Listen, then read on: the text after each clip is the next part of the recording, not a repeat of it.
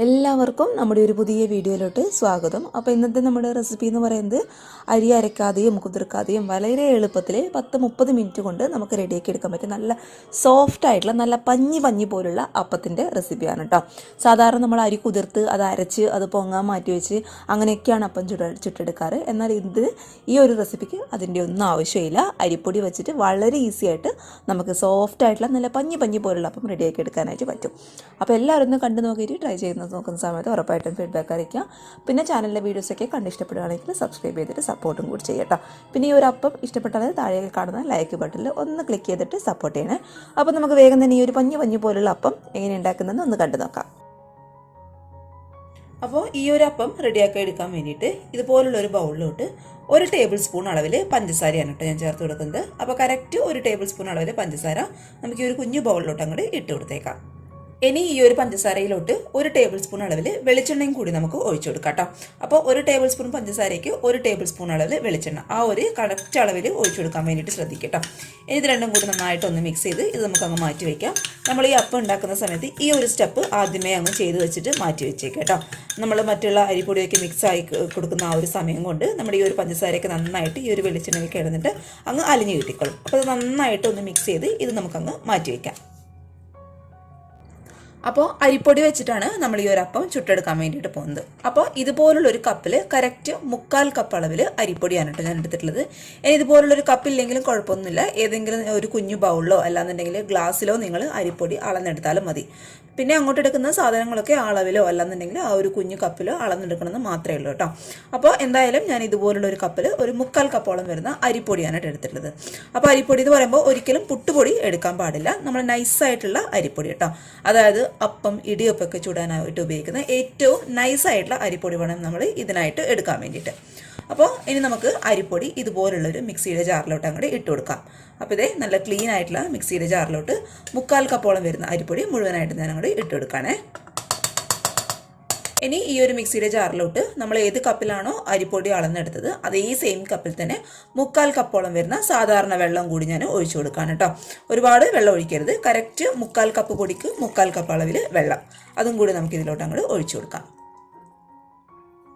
ഇനി ഇത് അടിച്ചെടുക്കുന്നതിന് മുന്നേ നന്നായിട്ട് ഇതുപോലുള്ളൊരു സ്പൂണോ അല്ലാന്നുണ്ടെങ്കിൽ ഫോർക്കോ വെച്ചിട്ട് ഒന്ന് മിക്സ് ചെയ്യട്ടോ.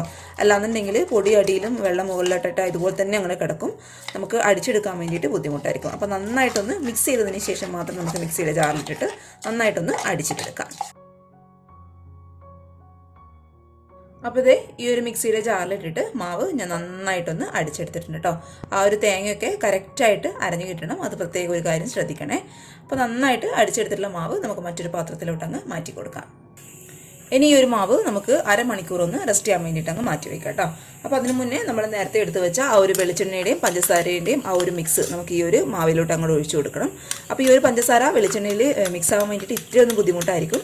പക്ഷേ കുഴപ്പമില്ല. നമ്മൾ രാവിലത്തേക്കൊക്കെയാണ് ഈ ഒരു അപ്പം റെഡിയാക്കുന്നുണ്ടെന്നുണ്ടെങ്കിൽ നിങ്ങൾ തലേന്ന് രാത്രി ആ ഒരു വെളിച്ചെണ്ണയും പഞ്ചസാരയും മിക്സ് ചെയ്തിട്ട് അങ്ങ് മാറ്റി വയ്ക്കുക. പിറ്റേ ദിവസം രാവിലെ ആകുമ്പോഴേക്കും പഞ്ചസാര നന്നായിട്ട് വെളിച്ചെണ്ണയിലോട്ട് അങ്ങ് അലിഞ്ഞിട്ടുണ്ടാവും. അപ്പോൾ ആ ഒരു മിക്സ് നമ്മൾ ഈ ഒരു മാവിലോട്ട് അങ്ങോട്ട് ചേർത്ത് കൊടുത്താൽ മതി. അപ്പോൾ ഇതേ പഞ്ചസാരയും വെളിച്ചെണ്ണയും ഞാൻ ഈ ഒരു മാവിലോട്ട് അങ്ങോട്ട് ഒഴിച്ചു കൊടുക്കുകയാണ്. ഇനി നന്നായിട്ട് ഇതുപോലുള്ളൊരു വിസ്കോ അല്ലാന്നുണ്ടെങ്കിൽ ഫോർക്കോ വെച്ചിട്ട് എന്നുണ്ടെങ്കിൽ സ്പൂണോ വെച്ചിട്ട് നന്നായിട്ടൊന്ന് മിക്സ് ചെയ്ത് കൊടുക്കുക.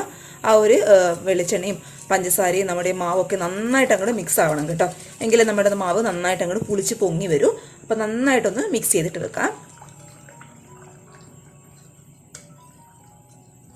ഇനി ഒരു മാവ് ഒരു അരമണിക്കൂർ നമുക്ക് റെസ്റ്റ് ചെയ്യാൻ വേണ്ടിയിട്ട് അങ്ങ് മാറ്റി വെച്ചേക്കാം. അരമണിക്കൂർ ആകുമ്പോഴേക്കും നന്നായിട്ട് ഈ മാവ് അങ്ങ് പുളിച്ച് വരും കേട്ടോ. അപ്പോൾ അരമണിക്കൂർ നമുക്കങ്ങ് മാറ്റി വയ്ക്കാം.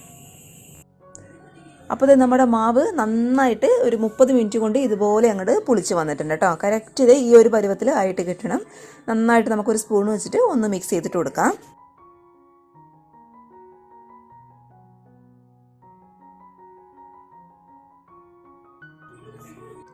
ഇനി നമുക്ക് ഈ ഒരു മാവിന് ആവശ്യമായിട്ടുള്ള ഉപ്പ് ഇതുപോലെ അങ്ങോട്ട് ഇട്ട് കൊടുക്കാം. മാവിൻ്റെ കറക്റ്റ് പരുവം ഇതാണ്. ഇത്തിരി ഒന്ന് ലൂസായിരിക്കണം കേട്ടോ. നമ്മുടെ മാവെന്ന് പറയുന്നത് ഒരുപാട് ടൈറ്റിലിരിക്കാനായിട്ട് പാടില്ല.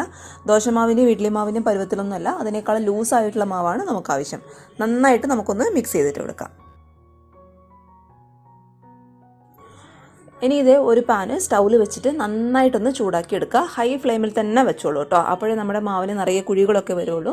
എന്നിട്ട് ഈ മാവിൽ നിന്ന് ഒരു തവി മാവ് നമുക്കിതുപോലെ ഈ ഒരു അപ്പത്തിൽ ഈ ഒരു പാനിലോട്ട് അങ്ങോട്ട് ഒഴിച്ചു കൊടുക്കാം. ചുറ്റിച്ചെടുക്കേണ്ട ആവശ്യമൊന്നുമില്ല, ഇതുപോലെ അങ്ങോട്ട് ഒഴിച്ചു കൊടുത്താൽ മതി. എന്നിട്ട് ഒരു 1-2 സെക്കൻഡ് കൊണ്ട് നിറയെ ഇതുപോലുള്ള ചെറിയ ചെറിയ കുഴികൾ വരാൻ വേണ്ടിയിട്ട് തുടങ്ങും കേട്ടോ. ഈ ഒരു സമയത്ത് നമ്മൾ അടച്ചു വെക്കേണ്ട ആവശ്യമൊന്നുമില്ല. ഇതുപോലെ നിറയെ ഹോൾസ് വന്നു കഴിഞ്ഞാൽ പതുക്കെ നമുക്കൊന്ന് അടച്ചു വെച്ച് കൊടുക്കാം. എന്നിട്ട് തീ ഒരു മീഡിയം ഫ്ലെയിമിലോട്ട് മാറ്റി കൊടുക്കാം. അപ്പോൾ നമ്മുടെ നല്ല പഞ്ഞി പോലുള്ള അപ്പം ഇവിടെ റെഡി ആയിട്ടുണ്ട്. എന്നിട്ട് പതുക്കെ നമുക്കൊരു സ്പൂൺ വെച്ചിട്ട് മറ്റൊരു പാത്രത്തിലോട്ട് അങ്ങോട്ട് മാറ്റി കൊടുക്കാം. അപ്പോൾ നിങ്ങൾക്ക് കാണുമ്പോൾ തന്നെ മനസ്സിലാവുന്നുണ്ടാവും, നല്ല പഞ്ഞി പോലുള്ള നല്ല സോഫ്റ്റ് ആയിട്ടുള്ള അപ്പമാണ്. അത്ര ടേസ്റ്റാണ് ഇത് കഴിക്കാൻ വേണ്ടിയിട്ട്. നമ്മൾ ഈ ഒരു അപ്പം റെഡിയാക്കി എടുക്കാനായിട്ട് അരി അരക്കോ കുതിർക്കോ ഒന്നും ചെയ്തിട്ടില്ല. വെറും അരിപ്പൊടി വെച്ചിട്ട് 10-30 മിനിറ്റ് കൊണ്ടാണ് നമ്മളിത് റെഡിയാക്കി എടുത്തിട്ടുള്ളത്. അപ്പോൾ എല്ലാവർക്കും ഈ ഒരു അപ്പം ഇഷ്ടമായെന്ന് വിചാരിക്കുന്നു. നല്ല സോഫ്റ്റ് ആയിട്ടുള്ള അപ്പമാണ്. എല്ലാവരും ഒന്ന് തയ്യാറാക്കി നോക്കുന്ന സമയത്ത് ഫീഡ്ബാക്ക് അറിയിക്കുക. പിന്നെ വീഡിയോ ഇഷ്ടപ്പെട്ടാൽ മറക്കാതെ ഒന്ന് ലൈക്ക് ബട്ടണിൽ ഒന്ന് ക്ലിക്ക് ചെയ്യണേ. പിന്നെ നിങ്ങൾക്ക് ഈ വീഡിയോ ഉപകാരമാകുമെന്ന് തോന്നുകയാണെന്നുണ്ടെങ്കിൽ നിങ്ങളുടെ ഫാമിലി ഫ്രണ്ട്സൊക്കെ ആയിട്ട് വീഡിയോ ഒന്ന് ഷെയറും കൂടി ചെയ്തെടുക്കുക. അപ്പോൾ നാളെ ഒരു നല്ല വീഡിയോ ആയിട്ട് കാണും വരെ thank you for watching Simnas food well. By.